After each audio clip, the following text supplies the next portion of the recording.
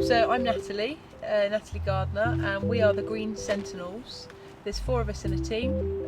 My brother James Gardner, the team leader is Ben Spurway, and then we have Ben Hill, who's one of our friends from the military. So the Patagonian expedition race it's kind of the pinnacle of adventure racing. So you're in the wild Chilean Patagonia.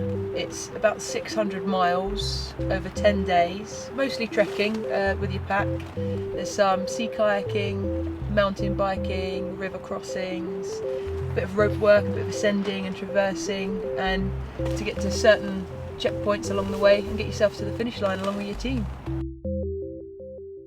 We found ourselves at Lake Windermere in the Lake Districts, just conducting some low-level training. Over the last couple of days we've done some hiking. We went up to Helvellyn and did some low-level training there, especially working on navigation, which is going to be key on the expedition. Also working on some skills, working in the snow, getting used to some of the new equipment that we've been using.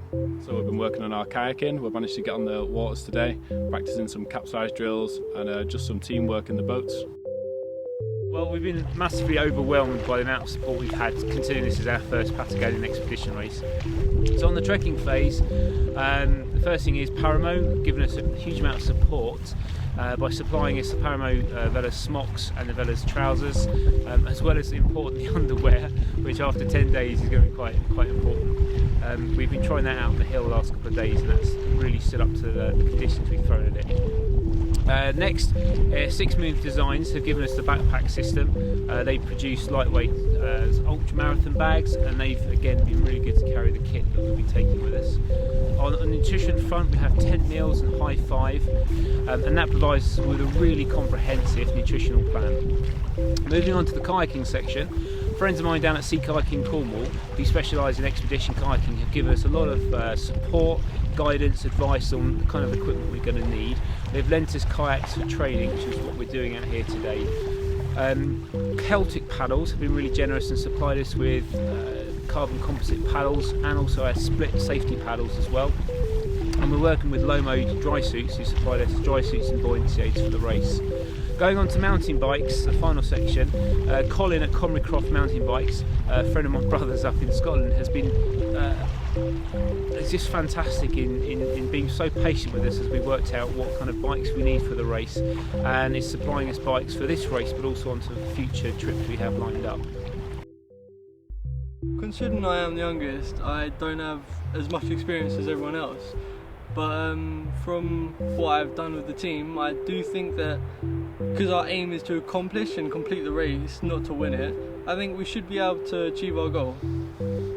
I think the main struggles is the fact that we're going into uncharted territory. That's going to be our biggest struggle. I think it's going to be a one-in-a-lifetime sort of experience. I'm never going to be able to experience this again, but it's going to be a hell of a time. So the Green Sentinels came about. One of my colleagues in the infantry, who I served with for a couple of years, once he left the military, he decided that he wanted to start a charity called the Green Sentinels. And the reason behind the charity was to help those soldiers who suffered with PTSD and even physical injuries to overcome those problems by getting into outdoor pursuits and getting into expedition racing, as it were.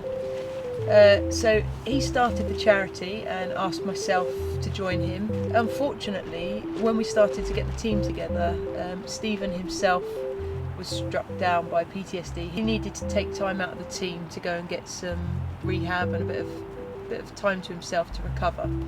So myself and Ben, we took on the team. We decided to carry on for Stephen's sake. And while the charity itself isn't set up at the moment, once Stephen has recovered, he's going to take back on the charity. So in the meantime, we're racing for our own charities, which are Royal Marsden Cancer Charity, Help for Heroes and Shelter Box. So for the Patagonian expedition race, we're using those charities, and hopefully for our future endeavours, as Green Sentinels moves forwards, it will become its own charity, and we'll be using service personnel, veterans, anyone that's served and needs a bit of time in the outdoors to sort of recover and maybe focus on some new goals, and that's the idea really.